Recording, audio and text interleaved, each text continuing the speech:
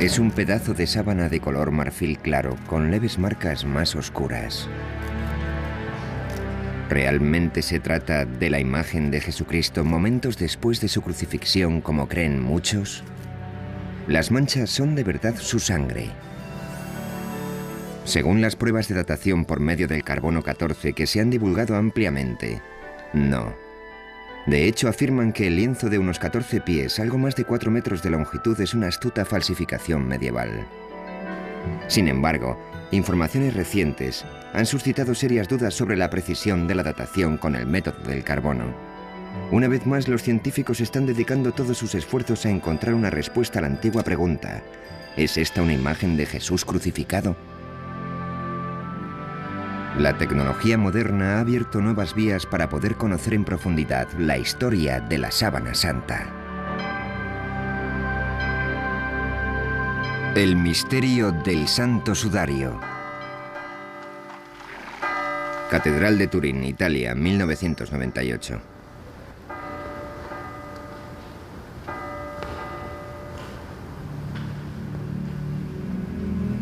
Desde el año 1400, la sábana santa o santa síndone ha salido de su caja de plata en numerosas ocasiones. Se ha colgado de los balcones para celebrar bodas reales y ha sido expuesta ante las maravilladas miradas de innumerables peregrinos. La sábana apareció por vez primera en Europa en el año 1355 y ya era famosa durante los peores años de la Muerte Negra, época en la que las multitudes hicieron cola para poder verla y época también en la que Gutenberg perfeccionó la imprenta y Colón descubrió América.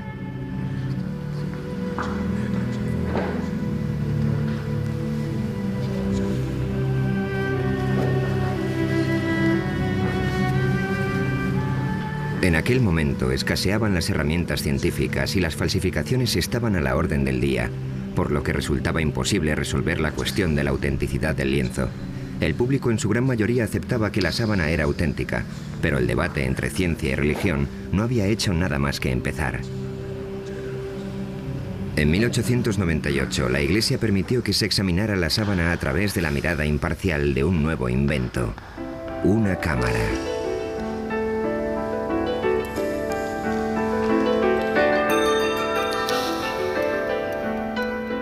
Nadie podía imaginar que las fotografías que Secondo Pia tomó aquel día cambiarían para siempre la opinión de la gente sobre la Santa Síndone. Y es que cuando la placa de cristal salió de la solución de revelado, el fotógrafo vio un rostro nítido y claro, algo que nunca antes se había visto en el lienzo. Comprendió enseguida que la misteriosa imagen del sudario había sido el negativo y que lo que él contemplaba entonces era el positivo. En sus manos sostenía una imagen que marcaría el inicio de todo un siglo de investigación científica. Turín, 1998. 100 años después de que se tomara la primera fotografía, la ciudad de Turín se prepara para otra exposición pública del lienzo. En todo ese tiempo, la sábana santa se había convertido en la pieza de arte más estudiada de toda la historia de la humanidad.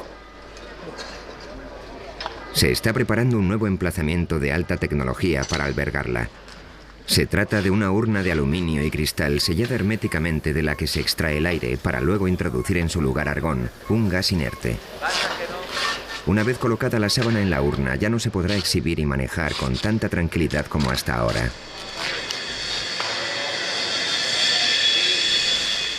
Toda esta actividad puede resultar sorprendente si consideramos que las pruebas efectuadas con el método del carbono son correctas y la sábana, por tanto, no es más que una falsificación. ¿Es solo fe ciega o realmente existen motivos para dudar de los descubrimientos científicos? El lienzo vuelve a estar en el centro de la polémica. Existe una entrada lateral sin señalizar y los guardias garantizan el acceso restringido a la sala.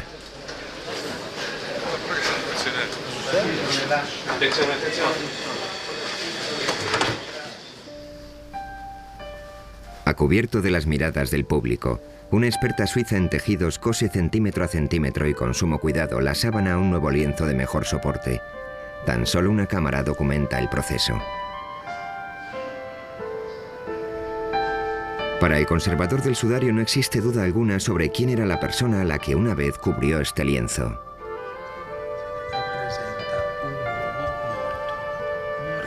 Esta imagen representa a un hombre que murió a causa de la tortura de la crucifixión. En la sábana de Turín hay 3 tipos de marcas. Las más evidentes son quemaduras de un fuego que casi destruyó el lienzo en la Edad Media. Después está la imagen anatómicamente correcta de un hombre visto de frente y de espaldas. Y en tercer lugar, lo que parecen ser manchas de sangre. Las manchas de sangre coinciden con las descripciones bíblicas de la tortura y la crucifixión de Jesús, de las heridas ocasionadas por los golpes, la corona de espinas y la lanza. Pero ¿es realmente sangre la sangre? ¿Y cómo llegó la imagen a la sábana? El misterio constante que rodea a todas estas preguntas ha supuesto un reto para los científicos a lo largo de muchas generaciones. Los estudiantes de esta universidad en Glendale, California, disponen de un enfoque especial del debate que está teniendo lugar sobre la sábana santa. Su profesor, Angelo Montante, utiliza el lienzo como herramienta de enseñanza. Es uno de los objetos de cultura más sorprendentes que podemos encontrar en la historia de la civilización occidental. De él se pueden extraer numerosas pistas que nos ofrecerán una perspectiva del pasado. La Biblia no da detalles sobre la crucifixión de Jesús de Nazaret, pero permitidme llamar vuestra atención sobre esta mancha de aquí, que indica que hubo derramamiento de sangre. Si las pinturas clásicas fueran correctas, los clavos le atravesaron la palma, pero no fue así. Se los colocaron en las muñecas, y hay una razón para ello. Sabemos que esto se debe a que, según las investigaciones de un médico francés, hace años un médico francés que experimentaba con cadáveres consiguió determinar que la palma no puede sostener el peso de un ser humano. El clavo, por tanto, tenía que estar situado en la región metacarpiana de la muñeca. Y hay otro dato importante a este respecto. Si a una persona le clavas un objeto punzante en esta zona, el nervio medio queda presionado y cuando esto sucede, el pulgar se retrae. Si os fijáis, en esta figura no se aprecian por ningún lado los pulgares. Esto es algo muy preciso. ¿Cómo es posible que un falsificador lo supiera?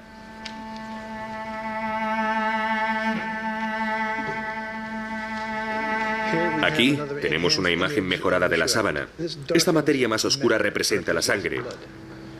Aquí vemos más sangre en los brazos y también se aprecia que todo el torso sangra. En un lateral, junto a la quinta costilla, hay una herida sangrante.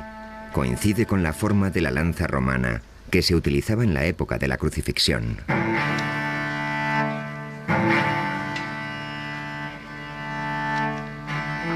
En la sábana hay mucha sangre, tanta que no puedes evitar asombrarte de la crueldad de los romanos, que tanto dolor le causaron a este hombre. La crueldad que refleja la sábana supera con creces la mayoría de las versiones artísticas de la Pasión de Cristo. ¿Por qué un falsificador habría representado más de lo que la gente esperaba ver? Las vetas de sangre no muy grandes que aparecían en la espalda y las piernas del hombre del lienzo desconcertaron a los investigadores durante años, hasta que se dieron cuenta de que coincidían exactamente con la peculiar forma del látigo del siglo I, el flagrum. Lo que tengo en la mano es una réplica de un instrumento de tortura romano llamado flagrum. Al final de cada correa podéis ver unas pesitas. Observar que entre las dos existe un espacio.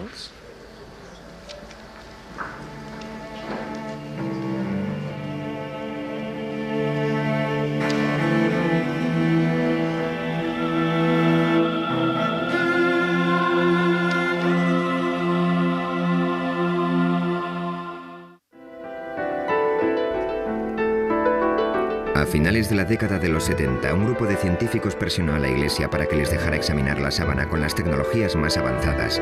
Al final llegaron a un acuerdo y el proyecto de investigación de la sábana de Turín, STORP, comenzó sus actividades. El STURP se constituyó con el propósito fundamental de examinar la sábana para determinar cómo se formó la imagen que ha quedado en ella. Pero nos encontramos con un gran problema. Nunca podríamos ver lo que íbamos a examinar hasta que no lo tuviéramos allí. Era como una expedición a una zona desconocida de la jungla. Llevamos con nosotros una gran cantidad de tecnología, casi todos los instrumentos imaginables de que disponíamos para determinar cómo se había formado la imagen. Pensé que iba a poder entrar en la habitación, acercarme a la sábana descubierta, mirarla de cerca, ver las pinceladas y marcharme a casa. Vern Miller era otro de los científicos que tomó parte en este proyecto. También él lo enfocó con una actitud escéptica. La primera persona que me habló de la sábana de Turín fue Barry Schwartz. Pensé que se trataba de un cuento de hadas o algo así.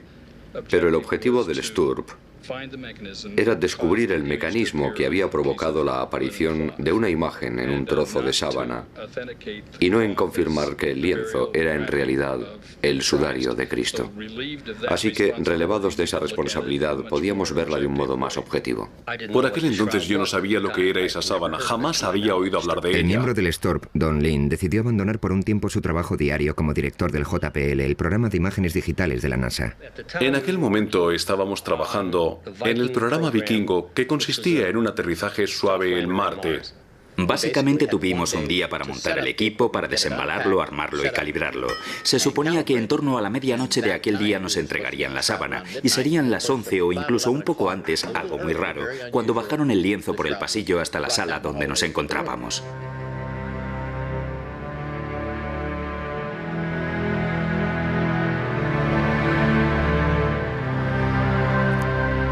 Uno de los primeros experimentos que se llevaron a cabo con la sábana consistía en separar la tela del lienzo de refuerzo por una pequeña zona de aproximadamente unos 7,5 centímetros.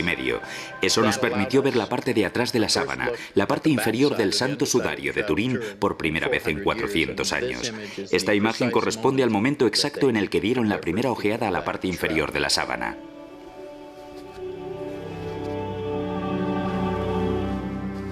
Entonces el profesor Ricci del equipo italiano insertó una cámara endoscópica entre las dos telas. Cuando vi que la luz de la cámara enfocaba la mancha de sangre número 3 desde abajo, apagué las luces de la habitación.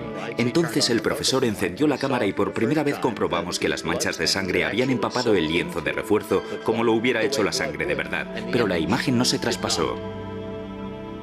De inmediato se dieron cuenta de que habían realizado un descubrimiento muy significativo. Al contemplar de frente el sudario, tanto la imagen como la sangre se mostraban con gran nitidez. Cuando la luz se colocaba detrás de la sábana, la sangre seguía siendo visible, sin embargo, la imagen no. Eso era algo que no sabíamos hasta aquel momento y significaba que la imagen no podía estar pintada, pues si no, en el lienzo habría una cierta densidad de pintura que quedaría reflejada en una fotografía de luz transmitida.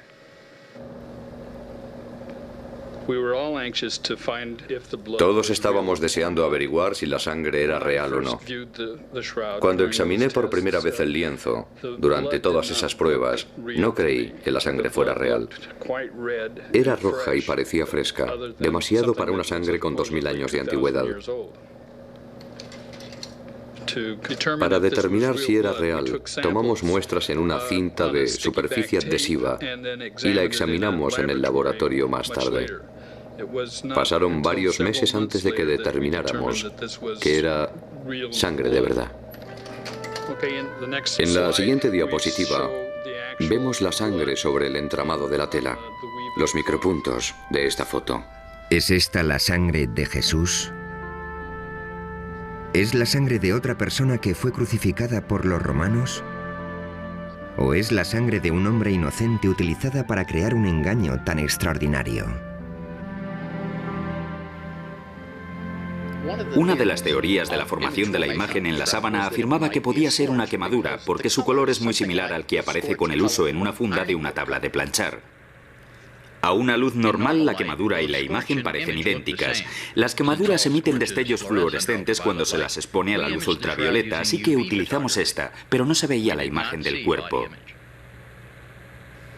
Obtuvimos imágenes maravillosas de las quemaduras que había en el sudario, pero ni rastro de la imagen del cuerpo, lo que demostraba que no podía ser una quemadura. Y en lo referente a qué pudo haber causado la aparición de la imagen, los científicos fueron descartando una posibilidad tras otra. Los análisis microscópicos de los hilos determinaron que el cambio de color de los mismos se debía a un cambio químico, a una oxidación deshidratada, pero no sabemos qué es lo que lo origina. Las manchas de la sábana son prácticamente imperceptibles y muy complejas. Observándolas veremos que mientras una fibra ha perdido su color, la que está junto a ella lo conserva. No obstante, cada fibra mide 1/10 parte del diámetro del cabello humano. Y en algunos lugares, la imagen penetra tan solo 5 centésimas de milímetro. No hay un método conocido para reproducir tales marcas en una tela. En los últimos años se han descubierto imágenes muy tenues de flores en la propia sábana. De este área de investigación se han ocupado con gran entusiasmo el doctor Alan Wanger, de la Universidad de Duke, y su esposa Mary.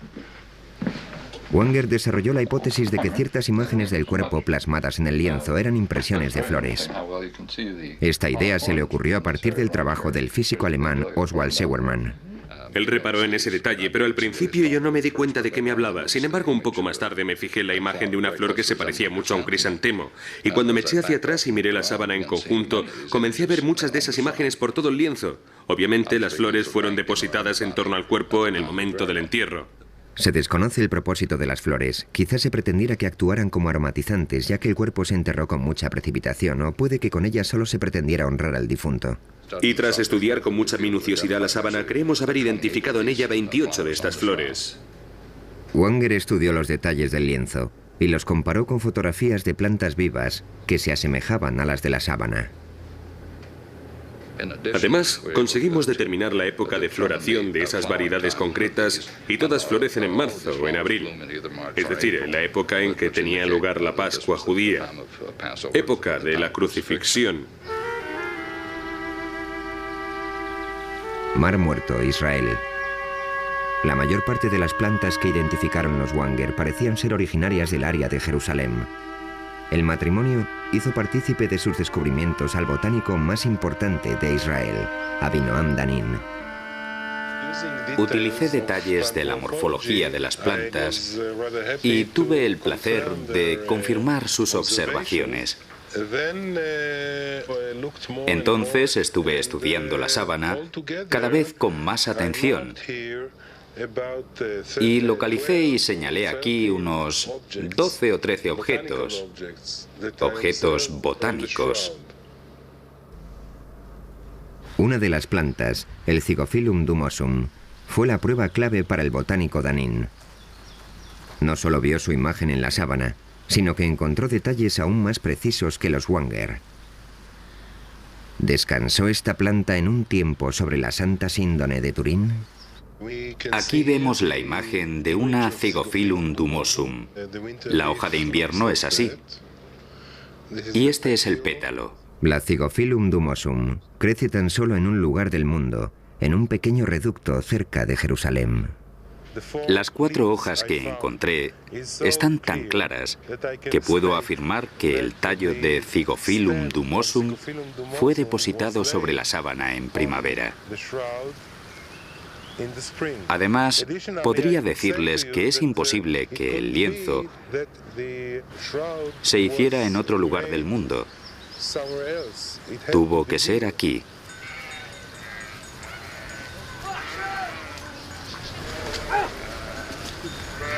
Y si había flores en torno al cuerpo, también tendría que haber polen. El polen puede durar miles de años y a través del microscopio se pueden diferenciar y distinguir todas las variedades. Eran pistas demasiado pequeñas para el ojo humano que esperaban la llegada del detective apropiado. En 1973, el criminólogo suizo Max Frey obtuvo una autorización para tomar muestras del polen del tejido de la sábana santa y las conservó en portaobjetos de cristal. Este hombre, que contaba con una formación en botánica, pasó años analizando su contenido de polen. Falleció antes de poder terminar y publicar sus conclusiones, pero otros continuaron su labor. Con la ayuda de las tecnologías más novedosas, pueden identificar con exactitud cada grano de polen y averiguar a qué planta corresponde. Uri Baruch es el experto en polen más importante de Israel. Trabaja con el Dr. Danin y se encarga de calcular el tipo y la frecuencia del polen que contienen los portaobjetos de Frey. Pensé que también había algunas bayas con el mismo tipo de polen, pero todavía no las hemos encontrado. Es el primer caso que vemos de este tipo de polen. El objetivo es determinar exactamente qué plantas rodeaban el cuerpo y cuáles eran las especies predominantes. De los 58 tipos de polen identificados hasta el momento, 28 de las plantas que los producen tan solo existen en Oriente Medio, prueba de que la sábana pasó aquí una parte de su historia. Muchas de ellas todavía siguen formando parte de las vidas de los habitantes de la región, como por ejemplo la Fagonia mollis. Los bizantinos establecidos al sur del Sinaí utilizan las hojas de la Fagonia mollis para sanar heridas superficiales. Toman los tallos y las hojas verdes, los queman y usan la ceniza para colocarla sobre las heridas. La llaman uraga.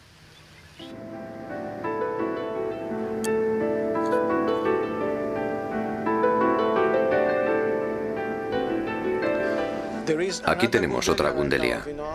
En las placas normalmente hay una gran densidad de polen procedente de una planta llamada Gundelia tournefoti. Esta muestra en particular procede de una zona junto a la cabeza del hombre del lienzo. Puedes ver las espinas, ¿de acuerdo? Aquí hay una, aquí hay una, aquí hay una. La planta que dejó tanto polen en esta zona del lienzo se podría reconocer por su flor, pero es más conocida por otra cosa.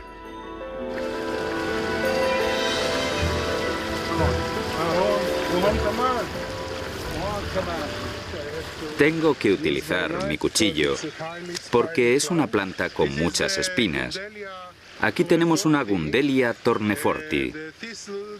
Es el cardo con la mayor frecuencia de granos de polen en la Santa Síndone de Turín.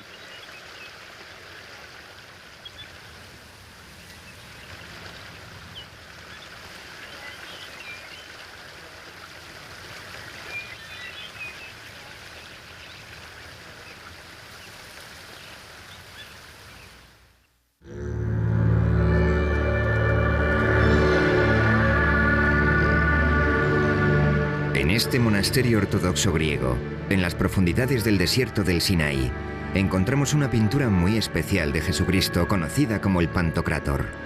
Muchos investigadores están convencidos de que se pintó tomando como referencia la sábana santa. El retrato data del siglo VI.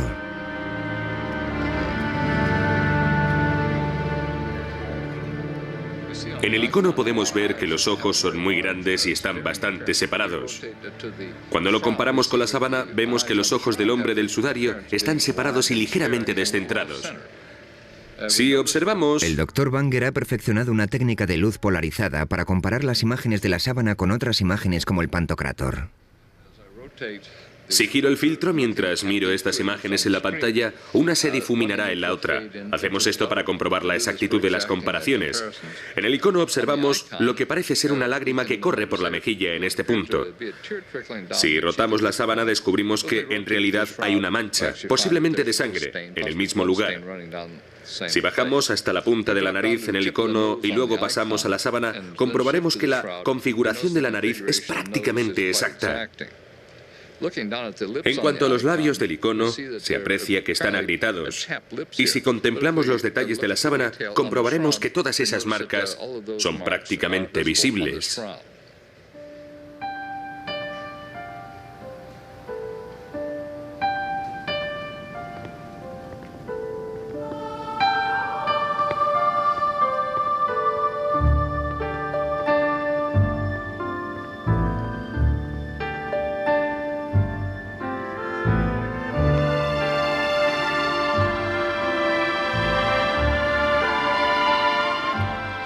Jesús ha sido la persona más representada de la historia, pero la Biblia jamás describió su aspecto. ¿Cómo sabemos cómo era? ¿Cómo sabemos que llevaba barba y que tenía el pelo largo? ¿De dónde sacaron los artistas su iconografía?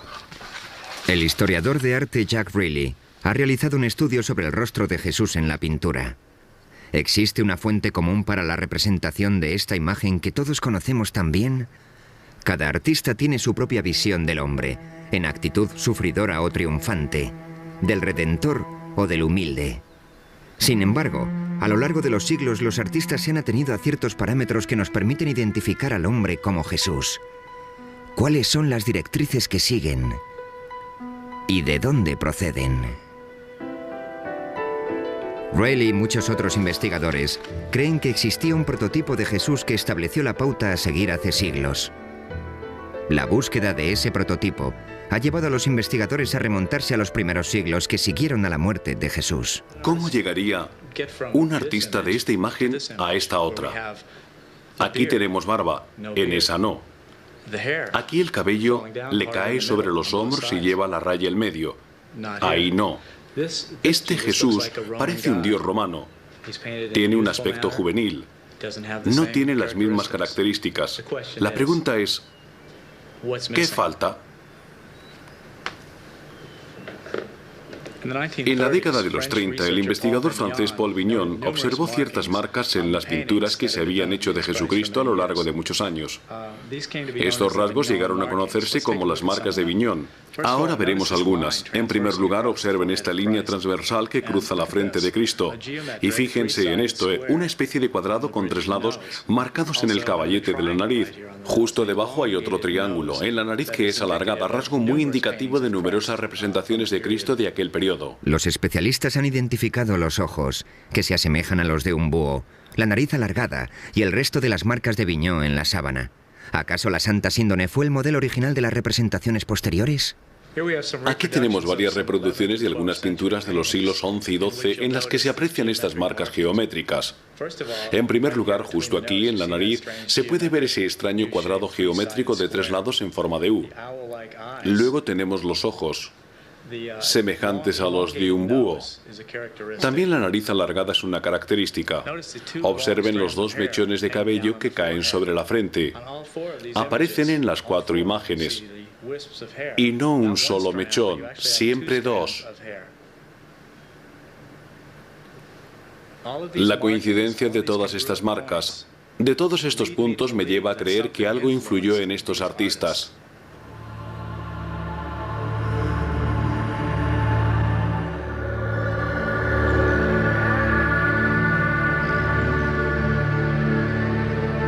Si la sábana es el sudario de Jesús, entonces su peregrinaje comenzó aquí, en el lugar donde Cristo murió. En la ciudad moderna de Jerusalén, el pasado sigue vivo. Muchas de las costumbres que aquí se practican aún son un reflejo del mundo antiguo. ¿El entierro del hombre de la sábana se realizó de acuerdo con la cultura hebrea?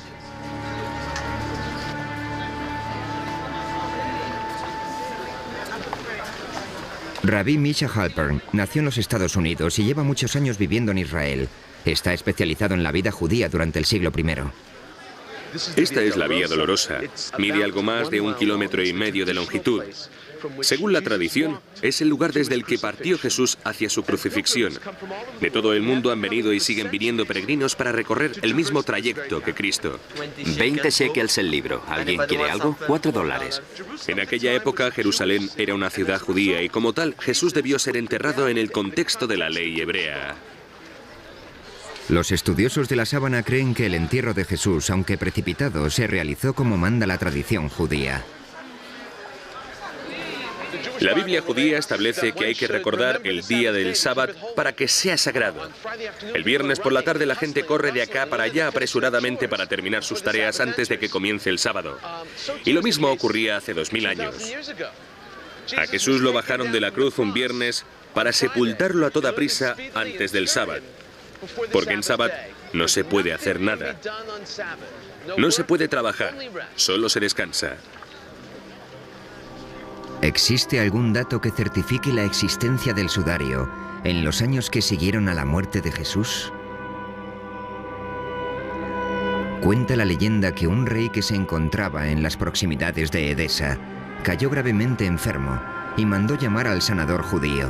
Jesús ya había muerto, pero al rey le entregaron un lienzo que llevaba su imagen. El rey Abgar sanó inmediatamente y el lienzo milagroso comenzó a ser conocido con el nombre de El Mandilión. Así fue como en todo Oriente Medio se veneró el mandilión como la imagen de Cristo, y la ciudad de Edesa se convirtió en un centro para la cristiandad. Mandilión es una palabra que significa toalla pequeña. En esa tela había una cara de Jesús pintada sobre un fondo estilizado y normalmente aparecía enmarcada. Si el mandilión era la sábana santa, ¿por qué en él solo aparecía el rostro?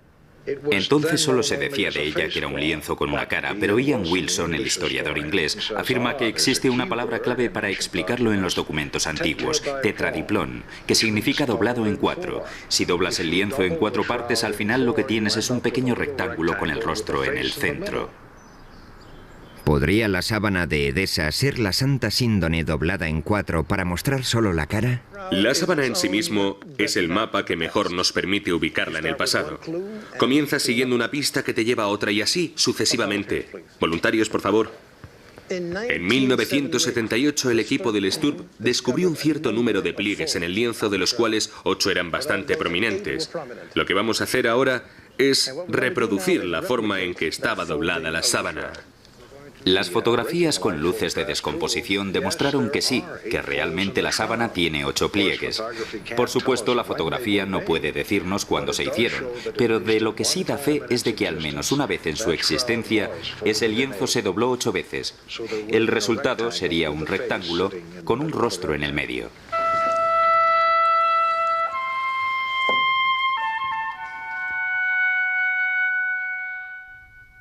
En el año 944, el mandilión fue trasladado a Constantinopla, donde con cierta periodicidad se exponía para que el público pudiera verlo. Allí mismo, en el año 1203, un caballero francés de la Cuarta Cruzada dijo haber visto la imagen del cuerpo de Cristo en un lienzo. Un año después, los cruzados saquearon la ciudad y se llevaron el botín a Europa. En este punto finaliza de forma radical el rastro del mandilión y comienza la historia de la sábana santa.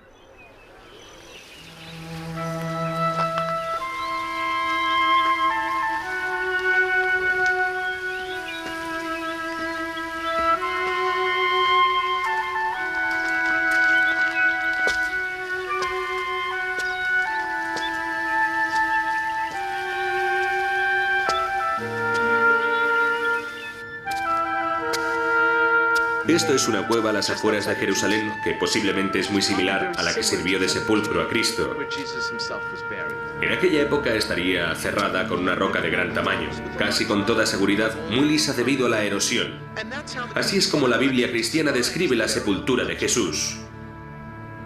Cuando el equipo del STORP examinó la parte posterior de la sábana, descubrió que resultaba imposible identificar varios granos de polen, porque estaban recubiertos con un mineral que posteriormente se analizaría y clasificaría.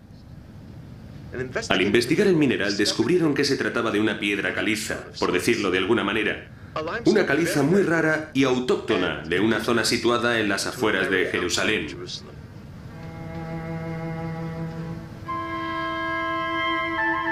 La Santa Síndone está cubierta de sangre, así que deberíamos preguntarnos ¿por qué no lavaron el cuerpo de Jesús como exige el entierro tradicional de la ley judía? La respuesta podría ser la siguiente. Cuando un cuerpo sangra mucho, no se purifica con agua por temor a eliminar toda la sangre. Esa sangre tiene que purificarse con el cuerpo. Incluso hoy en día, cuando en las noticias informan de una acción terrorista en Israel, por ejemplo, inmediatamente acuden al lugar los rabinos y la gente reza y recogen la sangre de las víctimas que está en el suelo para poder enterrarlas adecuadamente. Según la Biblia cristiana, en la tumba se encontraron 2 lienzos, el sudario y otra sábana. Se creía que la segunda había cubierto el rostro de Jesús justo después de que lo bajaran de la cruz. Simón Pedro vio la sábana en el suelo y también el sudario con que le habían cubierto la cara. No estaba en el suelo con el resto de la sábana, sino doblado en un lugar aparte. Este lienzo, que recibe el nombre de sudarium, se puede encontrar hoy en día en Oviedo, ciudad situada al norte de España. Jorge Rodríguez es miembro del Centro de Estudio Español de la Sábana Santa. Y Mark Gussin ha escrito hace poco un libro sobre el sudarium y su relación con la Santa Síndone.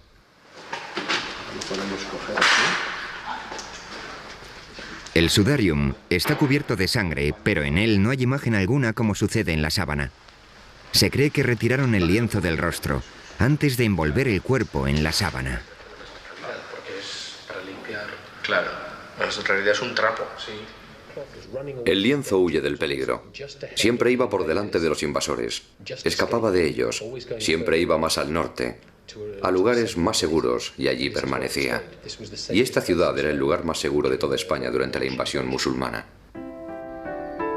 Fuera de Jerusalén, su viaje comenzó en el año 614 para escapar del ejército persa, que no cesaba en su avance. Llegó primero a Alejandría, pero se fue moviendo en repetidas ocasiones hacia el oeste, a lo largo de la costa africana, hasta que por fin llegó a Toledo, en la España cristiana. Cuando en el año 711 los musulmanes invadieron la península ibérica, el sudarium fue llevado a toda prisa al norte, a las montañas, y una vez allí lo ocultaron en una cueva.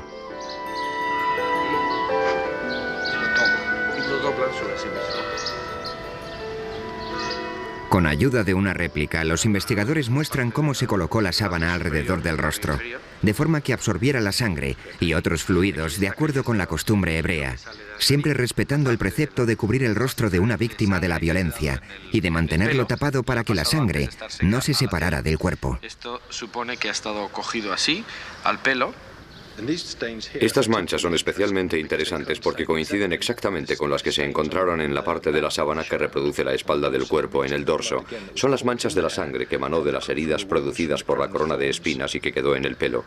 Y aquí son las mismas exactamente. Recientemente, el doctor Alan Banger ha efectuado un análisis con la ayuda de un vídeo casero que revela las notables similitudes entre el sudarium y la sábana santa.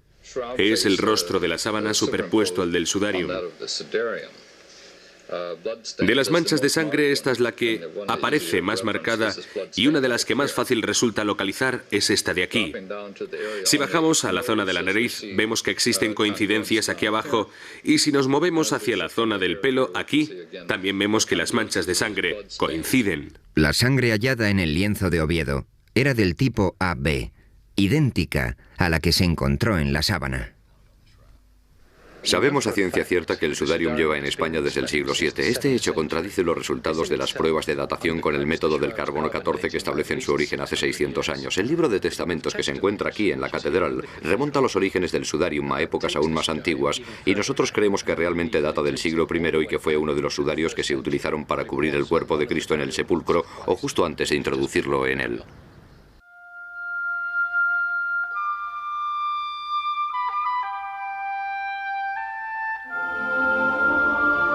En 1988, las pruebas del carbono 14 concluyeron que el lienzo no tenía más de 600 años de antigüedad. Parecía que tal afirmación pondría fin a todas las investigaciones científicas sobre la sábana.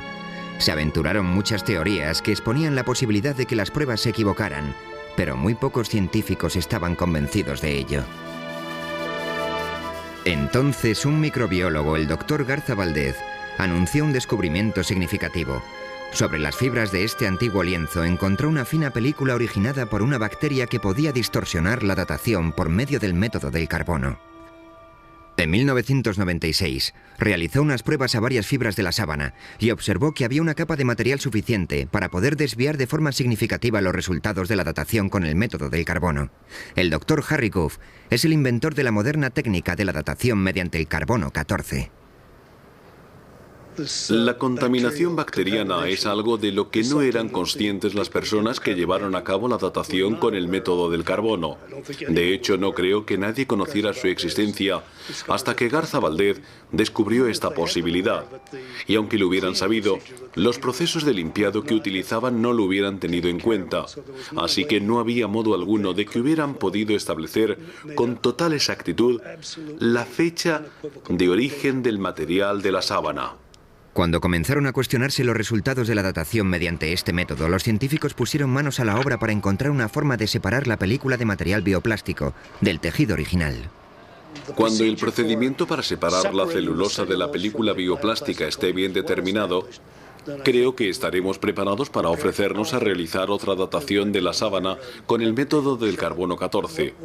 Si se aceptará nuestra oferta o no, es algo que no está claro. En lo referente a la datación mediante la prueba del carbono, existe aún otro factor que, de demostrarse, desestimaría todos los resultados obtenidos hasta el momento: la radiación. Si lo que dicen los físicos es correcto, es una imagen proyectada. En otras palabras, casi vienen a decir que quizás el cuerpo estuviera flotando en medio del sudario y que toda la proyección incidía en ángulos rectos en el cuerpo. Esta imagen está directamente tomada del cuerpo, que está paralelo a la gravedad. Es algo tan extraordinario que la única explicación posible es que se trate de fenómenos de radiación. La radiación puede ser el único modo de explicar los recientes descubrimientos, según los cuales la imagen sería como una placa de rayos X que revela estructuras internas del cuerpo. Ahora estamos viendo los huesos, los metacarpianos, que son estos. Pero lo más sorprendente es que cuando nos movemos hacia la zona de la muñeca y vamos superponiendo la radiografía, podemos identificar todos los huesos de la muñeca de la sábana de Turín. Vemos que los rasgos del esqueleto en la profundidad del cuerpo consisten en una especie de radiación de rayos X. Por eso opinamos que la imagen, en lugar de derivarse del contacto directo de la sangre y demás, está formada básicamente por esta notable y única situación de radiación. Si superponemos una calavera al rostro que aparece en la sábana, vemos que se aprecian estructuras internas con notable claridad. Aquí observamos que lo que estamos viendo son las imágenes de los dientes. A medida que vamos alternando una imagen con otra, vemos que en la sábana aparecen los dientes con sus raíces y todo. Entonces, ¿cuál es la fuente de la radiación? Algunos investigadores opinan que también tienen la respuesta a esa incógnita. Creo que esta imagen quedó plasmada en la sábana debido a la transformación que tuvo lugar durante la resurrección. El cuerpo pasó de un medio a otro, y al hacerlo, dejó un retroceso de partículas de radiación tras de sí que marcaron la imagen de la sábana. Por eso también hemos conseguido el efecto tridimensional en otras cosas. ¿Qué causa este fenómeno? No lo sé. Y aún más difícil sería explicar cómo se obtiene esa energía de un cadáver.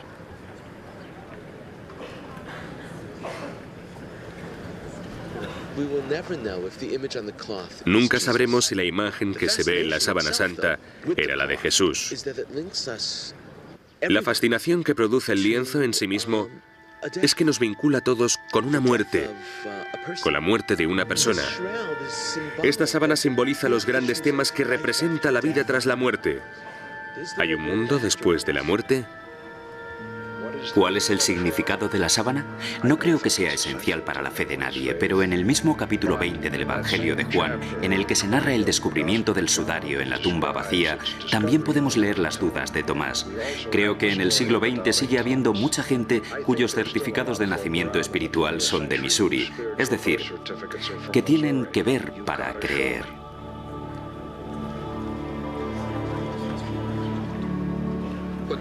Lo que me ha llamado la atención durante todos estos años ha sido el misterio que la envuelve. Creo que en la sábana hay claves que todavía no se han revelado o que no son evidentes y claras para la gente que contará la historia de la Santa Síndone y de cómo se creó. Sabía que la gente me preguntaría si había vivido grandes experiencias religiosas o algo así.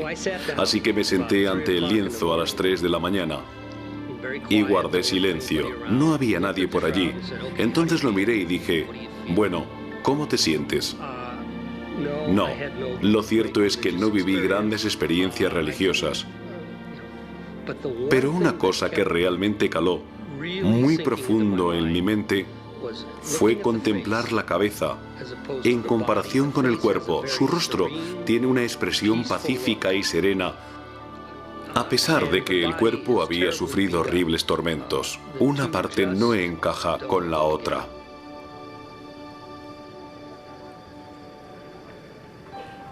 Nuestro equipo pasó cientos de miles de horas estudiándola y después de todo ese tiempo, al recordar que nuestro principal objetivo era determinar cómo se formó la imagen, hubimos de reconocer que no teníamos nada. No podíamos responder a esa pregunta. En definitiva, podíamos decir lo que no era, pero no podíamos decir lo que era.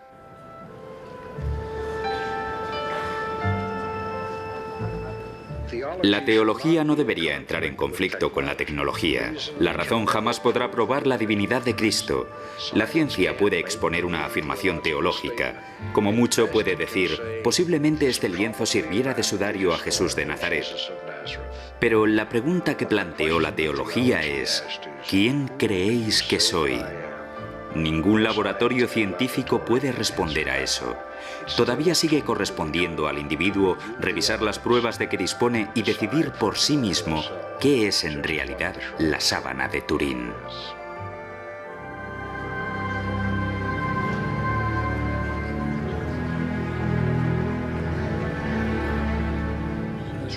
La sábana santa de Turín ha causado en mi vida una impresión más profunda que cualquier otra cosa.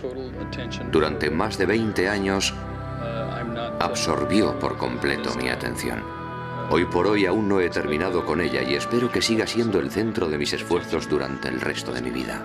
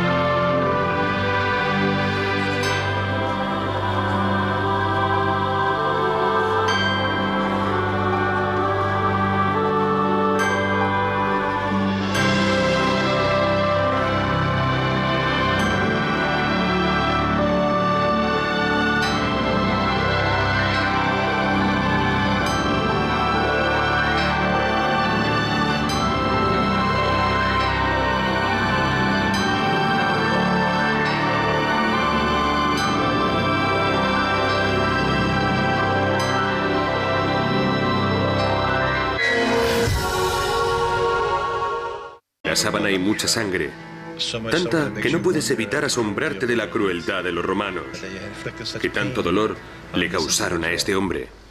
La crueldad que refleja la sábana supera con creces la mayoría de las versiones artísticas de la Pasión de Cristo. ¿Por qué un falsificador habría representado más de lo que la gente esperaba ver? Las vetas de sangre no muy grandes que aparecían en la espalda y las piernas del hombre del lienzo desconcertaron a los investigadores durante años, hasta que se dieron cuenta de que coincidían exactamente con la peculiar forma del látigo del siglo I, el flagrum. Lo que tengo en la mano es una réplica de un instrumento de tortura romano llamado flagrum. Al final de cada correa podéis ver unas pesitas. Observar que entre las dos existe un espacio.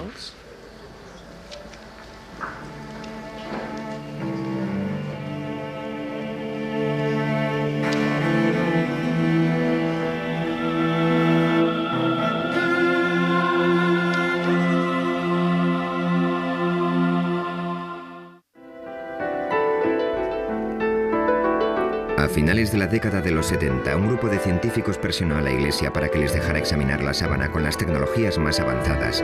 Al final llegaron a un acuerdo y el proyecto de investigación de la sábana de Turín, STURP, comenzó sus actividades. El STURP se constituyó con el propósito fundamental de examinar la sábana para determinar cómo se formó la imagen que ha quedado en ella. Pero nos encontramos con un gran problema. Nunca podríamos ver lo que íbamos a examinar hasta que no lo tuviéramos allí. Era como una expedición a una zona desconocida de la jungla. Llevamos con nosotros una gran cantidad de tecnología, casi todos los instrumentos imaginables de que disponíamos para determinar cómo se había formado la imagen. Pensé que iba a poder entrar en la habitación, acercarme a la sábana descubierta, mirarla de cerca, ver las pinceladas y marcharme a casa. Vern Miller era otro de los científicos que tomó parte en este proyecto. También él lo enfocó con una actitud escéptica. La primera persona que me habló de la sábana de Turín fue Barry Schwartz. Pensé que se trataba de un cuento de hadas o algo así. Pero el objetivo del STURP era descubrir el mecanismo que había provocado la aparición de una imagen en un trozo de sábana y no en confirmar que el lienzo era en realidad el sudario de Cristo. Así que, relevados de esa responsabilidad, podíamos verla de un modo más objetivo. Por aquel entonces yo no sabía lo que era esa sábana, jamás había oído hablar de ella. El miembro del STURP, Don Lin, decidió abandonar por un tiempo su trabajo diario como director del JPL, el programa de imágenes digitales de la NASA. En aquel momento estábamos trabajando en el programa Vikingo, que consistía en un aterrizaje suave en Marte. Básicamente tuvimos un día para montar el equipo, para desembalarlo, armarlo y calibrarlo. Se suponía que en torno a la medianoche de aquel día nos entregarían la sábana, y serían las 11 o incluso un poco antes, algo muy raro, cuando bajaron el lienzo por el pasillo hasta la sala donde nos encontrábamos.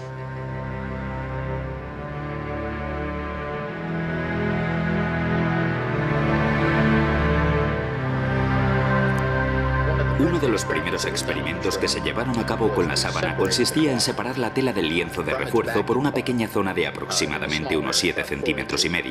Eso nos permitió ver la parte de atrás de la sábana, la parte inferior del Santo Sudario de Turín, por primera vez en 400 años. Esta imagen corresponde al momento exacto en el que dieron la primera ojeada a la parte inferior de la sábana.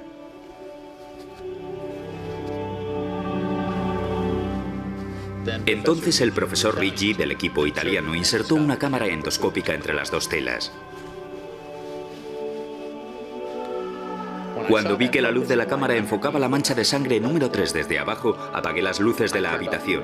Entonces el profesor encendió la cámara y por primera vez comprobamos que las manchas de sangre habían empapado el lienzo de refuerzo como lo hubiera hecho la sangre de verdad, pero la imagen no se traspasó. De inmediato se dieron cuenta de que habían realizado un descubrimiento muy significativo. Al contemplar de frente el sudario, tanto la imagen como la sangre se mostraban con gran nitidez.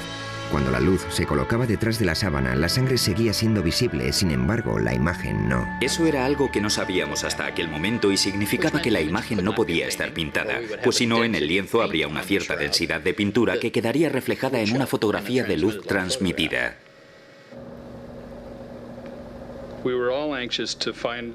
Todos estábamos deseando averiguar si la sangre era real o no. Cuando examiné por primera vez el lienzo, durante todas esas pruebas, no creí que la sangre fuera real. Era roja y parecía fresca, demasiado para una sangre con 2000 años de antigüedad. Para determinar si era real, tomamos muestras en una cinta de superficie adhesiva y la examinamos en el laboratorio más tarde. Pasaron varios meses antes de que determináramos que era sangre de verdad. De frente y de espaldas. Y en tercer lugar, lo que parecen ser manchas de sangre. Las manchas de sangre coinciden con las descripciones bíblicas de la tortura y la crucifixión de Jesús, de las heridas ocasionadas por los golpes, la corona de espinas y la lanza. ¿Pero es realmente sangre la sangre? ¿Y cómo llegó la imagen a la sábana? El misterio constante que rodea a todas estas preguntas ha supuesto un reto para los científicos a lo largo de muchas generaciones. Los estudiantes de esta universidad en Glendale, California, disponen de un enfoque especial del debate que está teniendo lugar sobre la sábana santa. Su profesor, Angelo Montante, utiliza el lienzo como herramienta de enseñanza. Es uno de los objetos de cultura más sorprendentes que podemos encontrar en la historia de la civilización occidental. De él se pueden extraer numerosas pistas que nos ofrecerán una perspectiva del pasado. La Biblia no da detalles sobre la crucifixión de Jesús de Nazaret, pero permitidme llamar vuestra atención sobre esta mancha de aquí, que indica que hubo derramamiento de sangre. Si las pinturas clásicas fueran correctas, los clavos le atravesaron la palma, pero no fue así. Se los colocaron en las muñecas, y hay una razón para ello. Sabemos que esto se debe a que, según las investigaciones de un médico francés, hace años un médico francés que experimentaba con cadáveres consiguió determinar que la palma no puede sostener el peso de un ser humano. El clavo, por tanto, tenía que estar situado en la región metacarpiana de la muñeca. Y hay otro dato importante a este respecto. Si a una persona le clavas un objeto punzante en esta zona, el nervio medio queda presionado y cuando esto sucede, el pulgar se retrae. Si os fijáis, en esta figura no se aprecian por ningún lado los pulgares. Esto es algo muy preciso. ¿Cómo es posible que un falsificador lo supiera?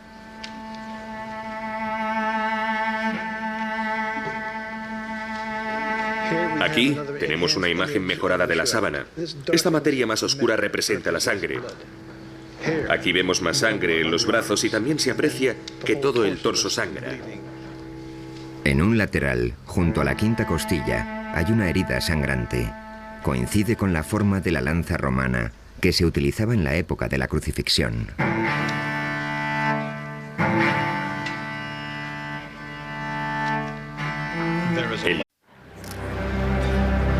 Es un pedazo de sábana de color marfil claro, con leves marcas más oscuras. ¿Realmente se trata de la imagen de Jesucristo momentos después de su crucifixión, como creen muchos? Las manchas son de verdad su sangre. Según las pruebas de datación por medio del carbono 14 que se han divulgado ampliamente, no. De hecho, afirman que el lienzo de unos 14 pies, algo más de 4 metros de longitud, es una astuta falsificación medieval. Sin embargo, informaciones recientes han suscitado serias dudas sobre la precisión de la datación con el método del carbono. Una vez más, los científicos están dedicando todos sus esfuerzos a encontrar una respuesta a la antigua pregunta: ¿es esta una imagen de Jesús crucificado? La tecnología moderna ha abierto nuevas vías para poder conocer en profundidad la historia de la Sábana Santa. El misterio del Santo Sudario. Catedral de Turín, Italia, 1998.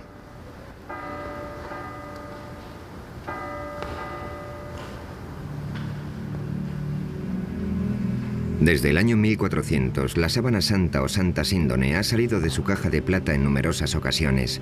Se ha colgado de los balcones para celebrar bodas reales y ha sido expuesta ante las maravilladas miradas de innumerables peregrinos.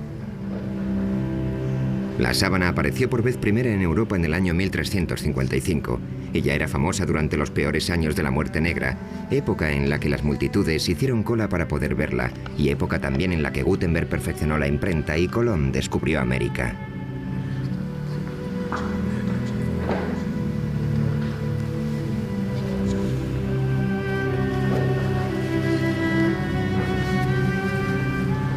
En aquel momento escaseaban las herramientas científicas y las falsificaciones estaban a la orden del día, por lo que resultaba imposible resolver la cuestión de la autenticidad del lienzo. El público en su gran mayoría aceptaba que la sábana era auténtica, pero el debate entre ciencia y religión no había hecho nada más que empezar. En 1898, la Iglesia permitió que se examinara la sábana a través de la mirada imparcial de un nuevo invento: una cámara.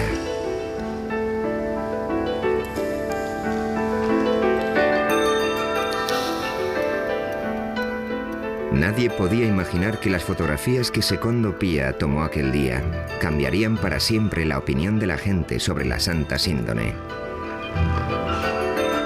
Y es que cuando la placa de cristal salió de la solución de revelado, el fotógrafo vio un rostro nítido y claro, algo que nunca antes se había visto en el lienzo. Comprendió enseguida que la misteriosa imagen del sudario había sido el negativo y que lo que él contemplaba entonces era el positivo. En sus manos sostenía una imagen que marcaría el inicio de todo un siglo de investigación científica. Turín, 1998. 100 años después de que se tomara la primera fotografía, la ciudad de Turín se prepara para otra exposición pública del lienzo. En todo ese tiempo, la sábana santa se había convertido en la pieza de arte más estudiada de toda la historia de la humanidad. Se está preparando un nuevo emplazamiento de alta tecnología para albergarla. Se trata de una urna de aluminio y cristal sellada herméticamente de la que se extrae el aire para luego introducir en su lugar argón, un gas inerte. Una vez colocada la sábana en la urna, ya no se podrá exhibir y manejar con tanta tranquilidad como hasta ahora.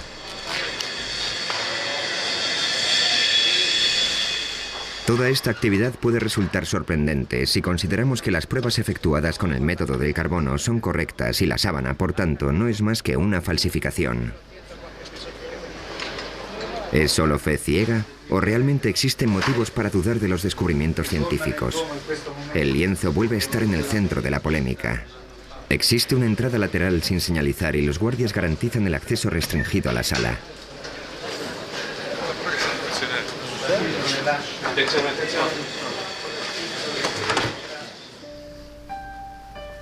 A cubierto de las miradas del público, una experta suiza en tejidos cose centímetro a centímetro y con sumo cuidado la sábana a un nuevo lienzo de mejor soporte. Tan solo una cámara documenta el proceso. Para el conservador del sudario no existe duda alguna sobre quién era la persona a la que una vez cubrió este lienzo.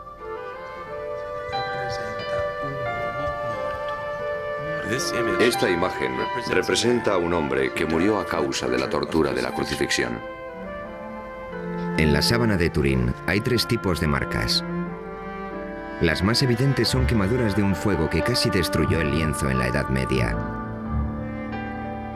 Después está la imagen anatómicamente correcta de un hombre visto